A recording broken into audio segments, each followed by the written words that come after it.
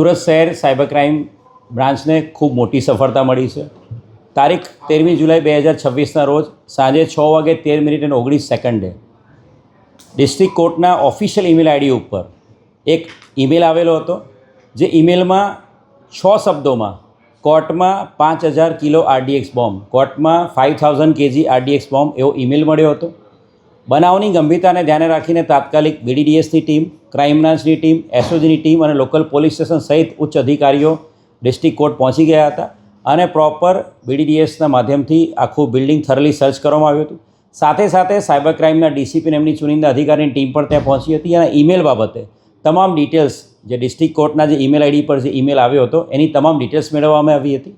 અને એ બાદ સાયબર ક્રાઇમના DCP Vishakha Jain, police inspector KP Gameti અને અમારી આખી ટીમ, સાયબર ક્રાઇમની ટીમ આ જે ઈમેલ આવેલો હતો એનું ટેકનિકલ એનાલિસિસમાં લાગેલી હતી.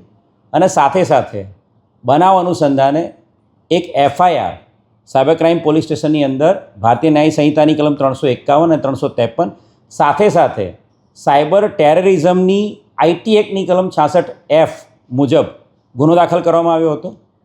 અને એની અંદર આ ટેકનિકલ એનાલિસિસ અને સાથે જે ટેકનિકલ એનાલિસિસના અંતે પોલીસે જે થરલી હ્યુમન ઇન્ટેલિજન્સ અને વોચમાં રહીને સાયબર ક્રાઇમની ટીમે એક આરોપી, આ બોમ્બ થ્રેટનો ઈમેલ કરનાર આરોપી રમણ રામબાબુ સતન મિશ્રા એને પકડવામાં સફળતા મળી છે.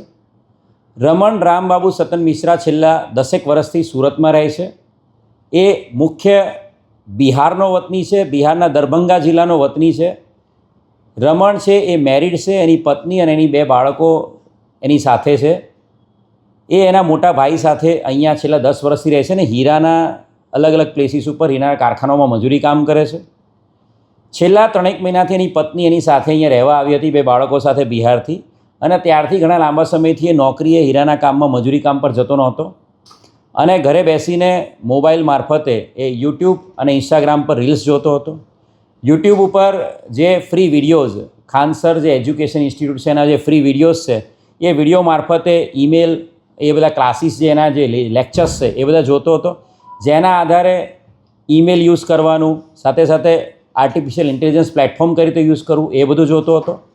અને ઇન્સ્ટાગ્રામની રીલો ઉપર જે અલગ અલગ જગ્યા ઉપર જે બોમ્બ થ્રેટના ઈમેલ્સ જે અલગ અલગ જગ્યા પર ગુજરાત રાજ્યમાં અને અન્ય રાજ્યોમાં જે આવેલા છે એની ઇન્સ્ટાગ્રામ રીલ્સ એ જોતો હતો.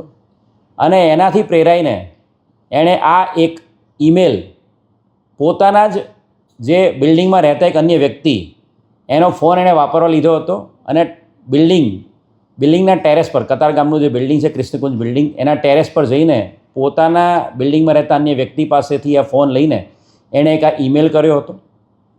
હાલ જે એની પૂછપરછ કરી છે એ પ્રમાણે એણે કન્ફેસ કર્યું છે કે આ પોતાના જે નોન પર્સન છે બિલ્ડિંગમાં એના ફોનમાંથી એણે ઈમેલ કર્યો હતો. એ ફોન તો કબજે કરવામાં આવ્યો જ છે, પણ સાથે જે આરોપી છે રમણ મિશ્રા, એનો ફોન પણ કબજે કરવામાં આવ્યો છે. અને એના ફોનમાંથી સુપ્રીમ કોર્ટના ઈમેલ આઈડી ઉપર ઈમેલ કરતો એક ડ્રાફ્ટ પણ મળી આવેલો છે. અને જેની અંદર એની પ્રાથમિક પૂછપરછમાં જે રીતે એણે ડિસ્ટ્રિક્ટ કોર્ટમાં બોમ્બની ધમકીનો જે ઈમેલ કર્યો હતો એ પ્રકારનો સુપ્રીમ કોર્ટમાં ઈમેલ કરવાની પણ એની તૈયારી હતી. એ જે સુપ્રીમ કોર્ટને જેણે ઈમેલ કરેલો હતો એની અંદર જે ડ્રાફ્ટ તૈયાર કર્યો હતો એમાં એક લાઈન એણે અંગ્રેજ હમારે કન્ટ્રી કો બરબાદ કરકે ગયે, અને ત્યારબાદ એની જે પૂછપરછમાં એવું કહે છે કે હું આ જ પ્રકારનો ઈમેલ કે ભાઈ અહીંયા આરડીએક્સ બોમ્બ મૂકેલો છે સુપ્રીમ કોર્ટમાં, એ પ્રકારનો ઈમેલ કરવાનો હતો. ખૂબ મોટી સફળતા બોમ્બ થ્રેટના આ જે ઈમેલ જે થયો હતો ડિસ્ટ્રિક્ટ કોર્ટ એને ડિટેક્ટ કરવામાં સુરત શહેર સાયબર ક્રાઇમ બ્રાન્ચને મળી છે.